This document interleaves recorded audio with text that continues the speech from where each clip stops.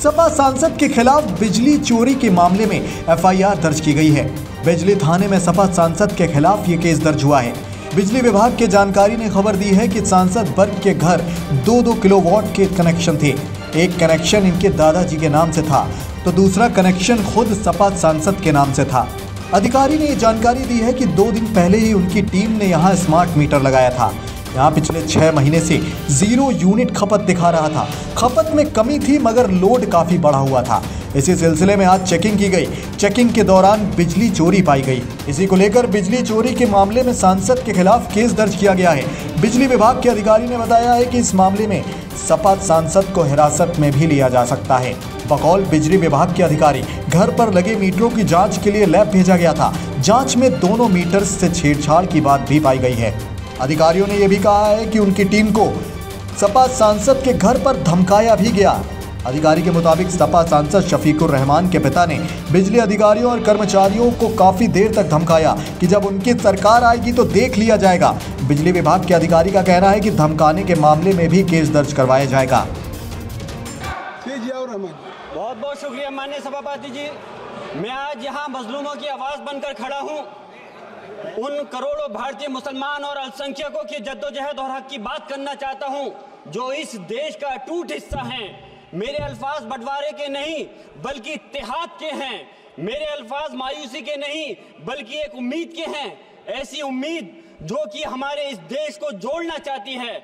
हमारे संविधान को बनाने के लिए हमारे बाबा भीमराव अंबेडकर साहब, मौलाना अबुल कलाम आजाद साहब, डॉक्टर जाकिर हुसैन साहब ने मिलकर के इस संविधान को बहुत मेहनत के साथ बनाया था। ये सिर्फ किताब की शक्ल में देने के लिए नहीं है। आज संविधान के उस पर मैं कहना चाहता हूं कि भारत का संविधान इंसाफ, आजादी और भाईचारगी की जिंदा गवाही है और ये गारंटी देता है कि नागरिक हर मजहब, जात या नस्ल पर इज्जत के साथ गुजार सकते हैं जिंदगी। लेकिन अफसोस है, एक मुस्लिम रहनुमा की हैसियत से मुझे इस दस्तावेज पर बेपनाह फख्र है जो कि दस्तावेज जो संविधान हमें इजाजत देता है। आर्टिकल 15 के मुताबिक किसी भी नागरिक को मजहब, जात, लिंग, नस्ल या जन्म के स्थान पर भेदभाव नहीं किया जाएगा। आर्टिकल 19 में बोलने के अभिव्यक्ति की आजादी का हक दिया गया है जो कि हमारे अधिकारी को हक की आवाज को छीनने का आप काम कर रहे हैं। आर्टिकल 25 अपने मजहब को मानने और उस पर अमल करने की आजादी देता है। आर्टिकल 29 के तहत अल्पसंख्यकों के हकों की हिफाजत करने के लिए प्रावधान किए गए हैं। लेकिन आप तो हमारे हकों की छीनना चाहते हैं। माननीय सभापति जी, मैं आपके माध्यम से कहना चाहता हूं कि आर्टिकल 30 के अंदर अपने तालीमी इदारों को कायम करने और उनके चलाने का हक है, लेकिन हमारे साथ ज्यादती हो रही है। ये संविधान को अगर आप कमजोर करेंगे तो याद रखना ये देश कमजोर होगा, हमारा मुल्क कमजोर होगा। जो संविधान के प्रति वफादार नहीं हो सकते वो हमारे मुल्क के प्रति वफादार नहीं हो सकते। मैं उस संभल की सरजमी से आता हूं जहां पर 15 दिन पहले एक संविधान को कमजोर करने का काम किया गया। वहां पे जिस प्रकार से 5 मजलूमों की जान ले ली गई, जिस तरह से 30 से ज्यादा लोगों को गोली मारकर घायल कर दिया गया और 27 से 50 से ज्यादा लोगों के खिलाफ मुकदमा दर्ज किया गया।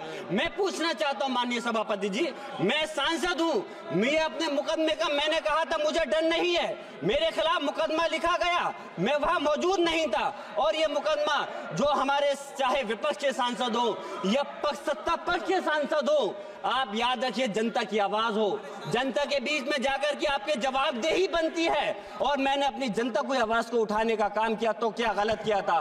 माननीय सभापति जी, सिर्फ इस बुनियाद पे मुकदमा लिख दिया गया। आज मैं आपको बताना पॉइंट पे बोल रहा हूँ, संविधान पर ही बोल रहा हूँ माननीय सभापति जी।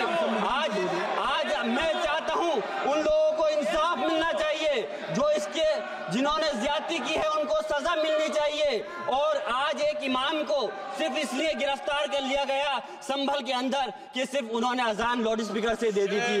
अफसोस है कि आज हमारे साथ ऐसी ज्यादती हो रही है। माननीय अध्यक्ष जी, हमारा संविधान किसानों को मजबूती की बात करता है जो इस देश की रीढ़ की हड्डी है। 130 किसान जो 10 दिन से ज्यादा समय से जेल में बंद हैं, आप किसानों को हक नहीं दे पा रहे तो किसको हक देने का काम करोगे? मैं अफसोस करता हूं आज पूरे प्रदेश और मुल्क के अंदर जिस तरह से हमारे लोगों की हिफाजत नहीं की जा रही। एक मॉब लिंचिंग सिर्फ धर्म के नाम पर, अगर कोई मुस्लिम है, ओबीसी है या पिछड़ा समाज समाज का, एससी समाज का है तो नाम पूछ कर करके उसकी हत्या कर दी जाती है, बुलडोजर चलाए जा रहे हैं। हेट स्पीच, अगर कोई हम कुछ बोलते हैं तो हेट स्पीच करके मुकदमा दर्ज कर देते हैं, और जो हमारे धार्मिक आका हमारे सल्लल्लाहु अलैहि वसल्लम की शान में गुस्ताखी करता है उनके खिलाफ कोई कार्रवाई नहीं। मेरे पास समय कम है, इसलिए तेजी के साथ में मुझे बोलना पड़ रहा है। माननीय सभापति महोदय जी, ये सवाल बंटवारे का नहीं बल्कि हम वतनों के लिए, जिनका जमीर मर गया है उनके जमीर को जिंदा करने के लिए है। हम चाहते हैं इस देश की आजादी, हमारी देश की, सभापति जी बस मैं अपनी बात खत्म कर रहा हूं, 1 मिनट। हमारी देश की आजादी के लिए मैं ये कोई बंटवारे की बात नहीं कर रहा, लेकिन हमारे मुस्लिम और हिंदू समाज सब लोगों ने मिलकर के इस देश को आजाद कराने का काम किया था। आज उनके साथ ज्यादती क्यों की जा रही है? हम लोग अपने इस मुल्क के अंदर मजबूरी से नहीं रुके, बल्कि हम जो है अपनी मर्जी से रुके थे। हमारी मुल्क को आजाद कराने में हजारों लाखों मुसलमानों ने शहीद हुए थे। माननीय सभापति जी, कॉन्क्लूड कर रहा हूँ सिर्फ बात। राजकुमार संगवान,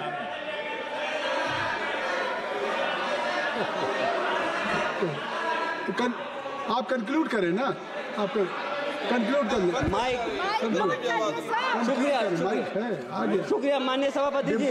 मैं एक मुस्लिम और अल्पसंख्यक रहनुमा के तौर पर मैं अपनी बिरादरी के लिए खास हक के मुताबिक नहीं करता। मैं सिर्फ ये चाहता हूं कि आईना के बाद संविधान के मुताबिक हर नागरिक के लिए जो वादा किया गया उसे पूरा हो, हुकूमत से कमजोर की हिफाजत को यकीनी बनाए और नफरत फैलाने वालों को सजा दे। और मैं अपनी बात इस शेर के साथ खत्म करना चाहता हूं जो कि हबीब जालिब का शेर है। ऐसे जुल्म सुबह बेनूर को मैं नहीं मानता, मैं नहीं जानता, मैं भी खाइफ नहीं तख्ताए दार से, मैं भी मंसूर हूं कैदो अगयार से। क्यों डराते हो जिंदान की दीवार से, जुल्म की बात को, जहल की रात को मैं नहीं मानता, मैं नहीं जानता। श्री राजकुमार संगवान जी, श्री राजकुमार संगवान जी। अध्यक्ष महोदय, मैं आज हमारे संविधान निर्माण के 75 वर्ष पूरे होने के अवसर पर इस सदन में हो रही चर्चा में शामिल होकर अपने विचार सदन के साथ साझा कर रहा हूं। अध्यक्ष महोदय, 26 नवंबर 1949 की तिथि भारतीय इतिहास में स्वर्ण अक्षरों में अंकित है।